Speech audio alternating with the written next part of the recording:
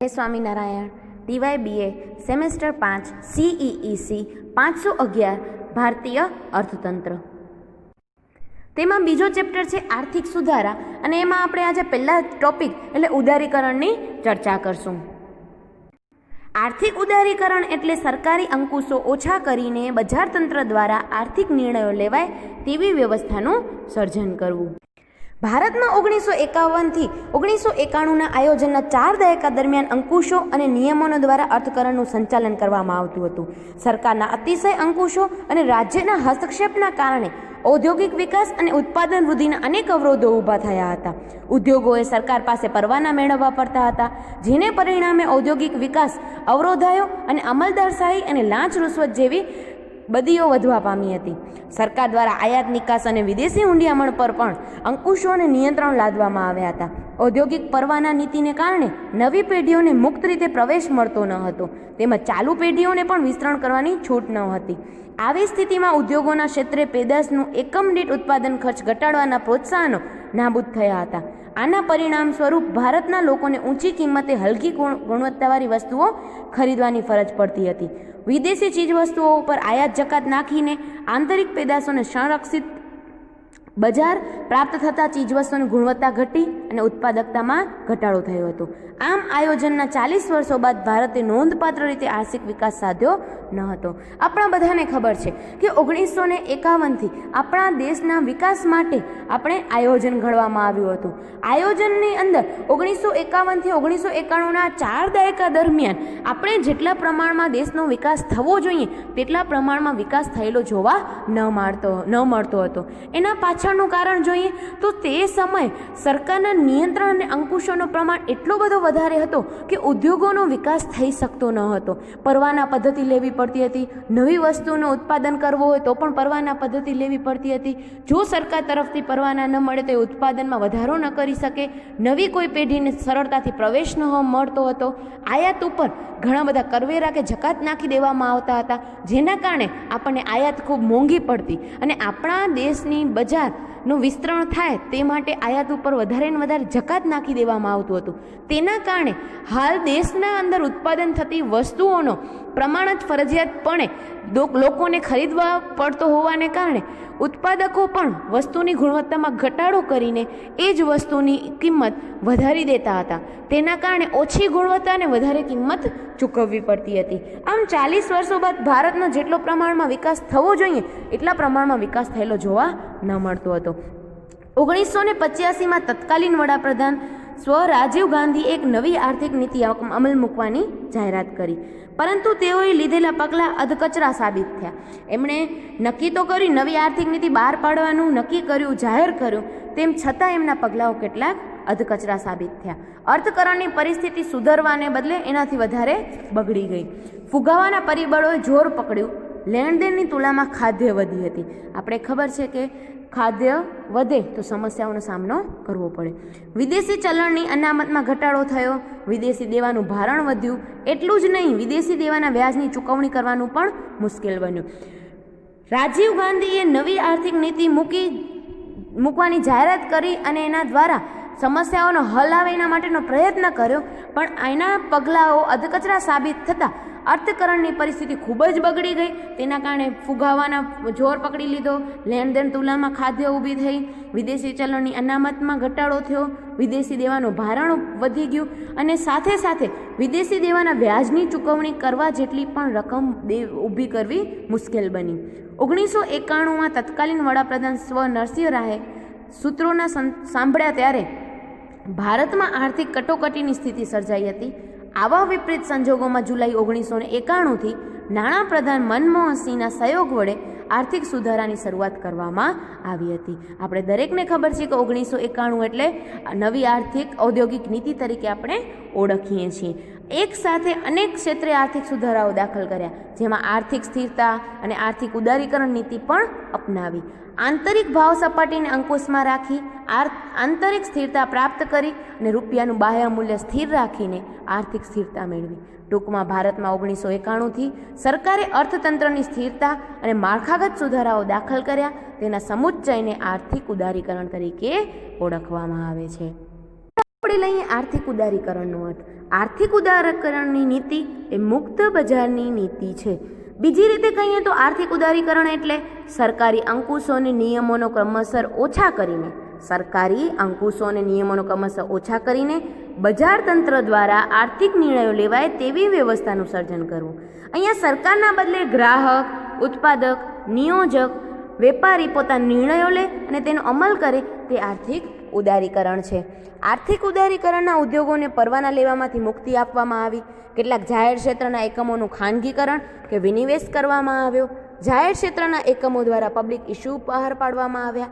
ખાનગી ક્ષેત્રમાં મ્યુચ્યુઅલ ફંડને, બેન્કો અને ઇન્સ્યોરન્સ ક્ષેત્રે પ્રવેશની છૂટ આપવામાં આવી. વિદેશી મૂડીના બંધનો મુક્ત કરાયા. આયાતો પરના અંકુશો દૂર કરાયા.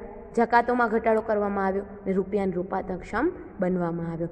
ઉદારીકરણને કારણે આપણે આ બધા અર્થતંત્રની અંદર ફેરફાર થતા જોવા મળ્યા કે જાહેર ક્ષેત્રના એકમોનું ખાનગીકરણ કે વિનિવેશ કરવામાં આવ્યો. જે જાહેર ક્ષેત્ર નુકસાન કરતા હતા, કે જેની કામગીરી ઠપ થઈ ગઈ હતી, જે નફા માટેનો કોઈ એના માટે શક્યતાઓ નથી, અને એને ખાનગી ક્ષેત્રમાં રૂપાંતર કરી દેવામાં આવ્યા. કેટલાક જાહેર ક્ષેત્રને બંધ કરી દેવામાં આવ્યા.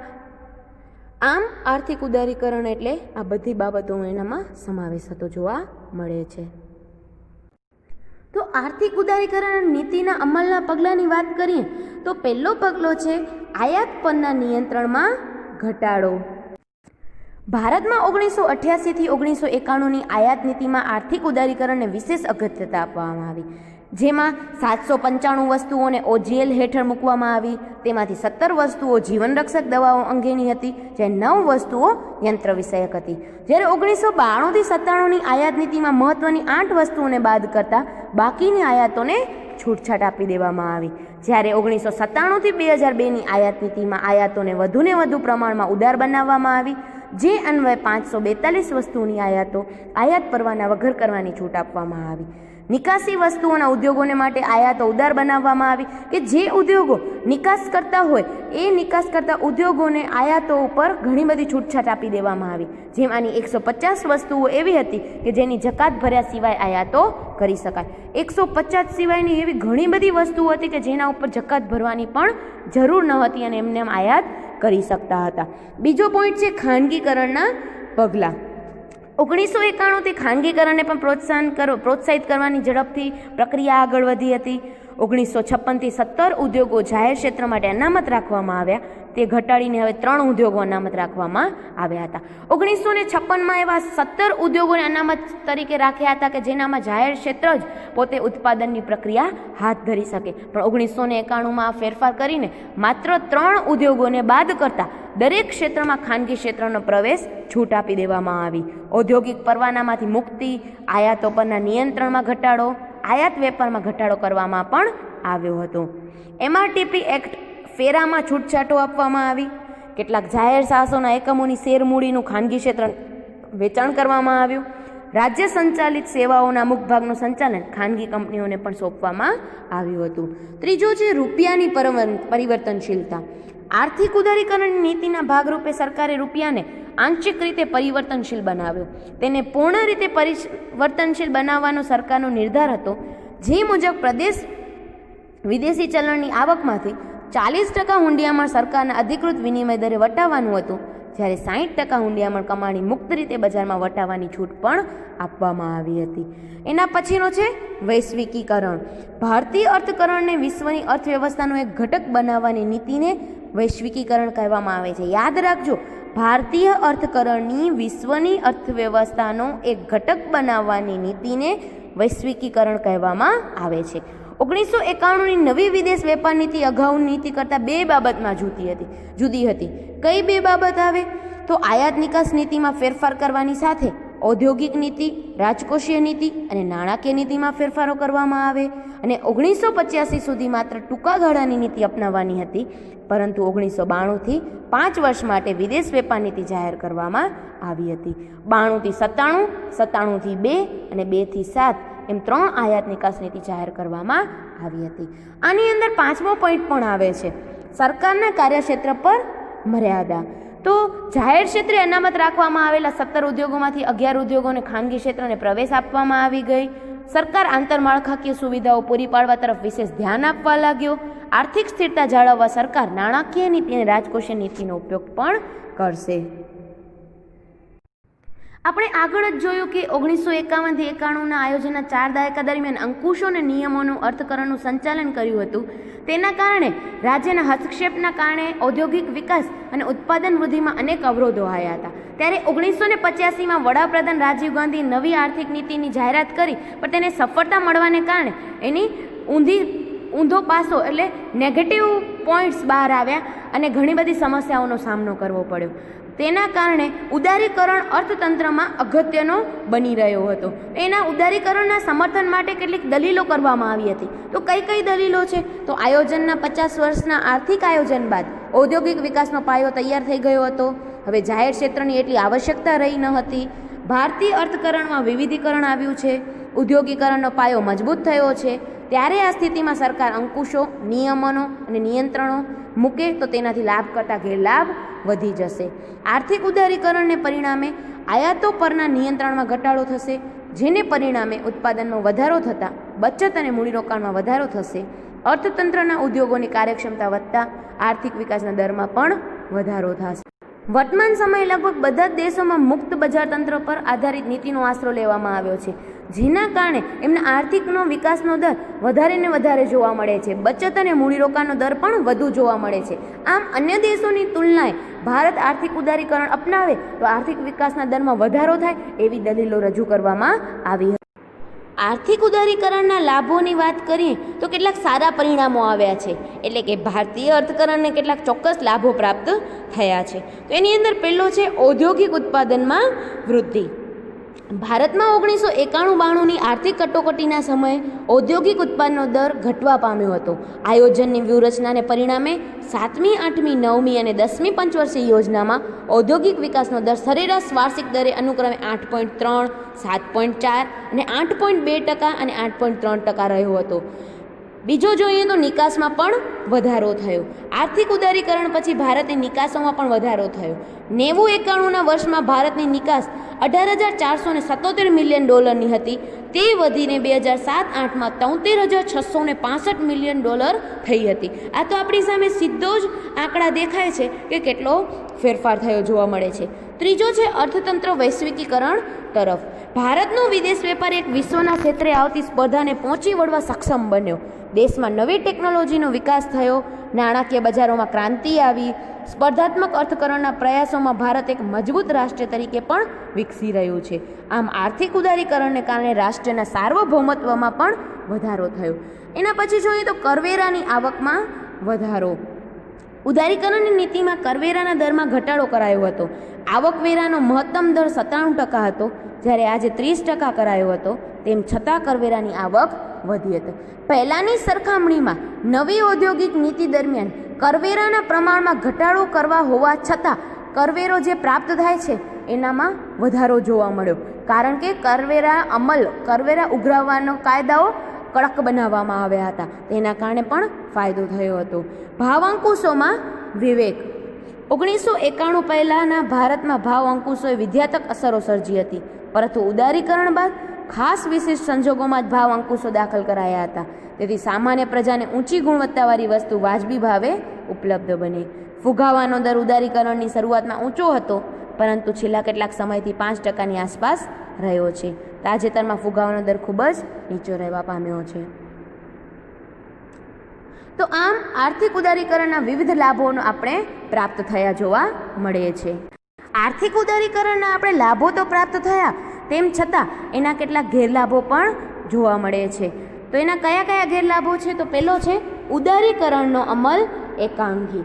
આર્થિક ઉદારીકરણ નીતિનો અમલ એકાંગી અને એકપક્ષીય રહ્યો છે, કારણ કે વેપાર અને વિદેશ વેપારના ક્ષેત્રમાં ઉદારીકરણની નીતિ અપનાવાઈ, પરંતુ ખેતી ક્ષેત્ર અને બેન્કિંગ ક્ષેત્રની અવગણના કરાય. એટલે કે ઉદ્યોગ ક્ષેત્રની અંદર ઉદારીકરણ અમલમાં આવતો જોવા મળ્યો, પણ એની સરખામણીએ ખેતી ક્ષેત્ર અને સેવા ક્ષેત્રમાં એની અવગણના થયેલી જોવા મળી હતી. બીજો છે ટેકનોલોજીકલ પરિવર્તનો. આર્થિક ઉદારીકરણની નીતિમાં ઔદ્યોગિક પરવાના, આયાતો, વિદેશ મૂડી, કરવેરા વગેરેમાં મહત્ત્વના ફેરફારો અને છૂટછાટની નીતિ અપનાવાઈ, પરંતુ ટેકનોલોજીકલ પરિવર્તનો કયા ક્ષેત્રમાં અને કયા ક્રમમાં અપનાવવા તે અંગે કાળજીભરી વિચારણા કરવી જરૂરી છે. જો આ બાબતને ધ્યાનમાં રાખવામાં આવે તો જાહેર ક્ષેત્રનું ઔદ્યોગિક માળખું તૈયાર કરાયું છે કે કાલગ્રસ્ત બની જશે તેવો ભય સેવાઈ રહે છે. ત્રીજો છે અસમાનતામાં વધારો. આર્થિક ઉદારીકરણની નીતિમાં પ્રત્યક્ષ કરવેરાના દરમાં ઘટાડો કરવામાં આવ્યો, પરંતુ આ પ્રકારની કરવેરાની નીતિ આવકની અસમાનતામાં વધારો કરનારી નીવડે છે. તેથી કરવેરાના દરોમાં ઘટાડો અને છૂટછાટો આપતી વખતે વિવેક અને કાળજી રાખવાની જરૂર છે, કારણ કે જાહેર ક્ષેત્ર માટે નાણાં પ્રબંધની વ્યવસ્થા ખોટવાઈ જશે તો ઉત્પાદકતા પણ અસર થશે. એટલે કે જેના કારણે આપણે કરવેરામાં ઘટાડો કરવામાં આવ્યો, જો કરવેરા ઓછા થશે તો જ્યારે જાહેર ક્ષેત્રને નાણાં જરૂર હશે તો એના માટેની જરૂરિયાત માટે નાણાં પ્રબંધ કરવા પણ એક મુશ્કેલી અનુભવવી પડશે. એના પછી છે સત્તાના વિકેન્દ્રીકરણનો અભાવ. ભારતમાં આર્થિક ઉદારીકરણની નીતિ અમલ અંગે જેટલો ઉત્સાહ કેન્દ્ર સરકાર દર્શાવે છે તેટલો ઉત્સાહ રાજ્ય સરકાર દાખવતી નથી. તેથી આર્થિક ઉદારીકરણની નીતિમાં રાજ્ય સરકારો સહભાગીદાર બને તે અંગે જોગવાઈ કરવામાં આવી નથી. ટૂંકમાં સત્તાનું વિકેન્દ્રીકરણ કરવામાં આવ્યું નથી. એના પછી છે બેરોજગારીમાં વધારો.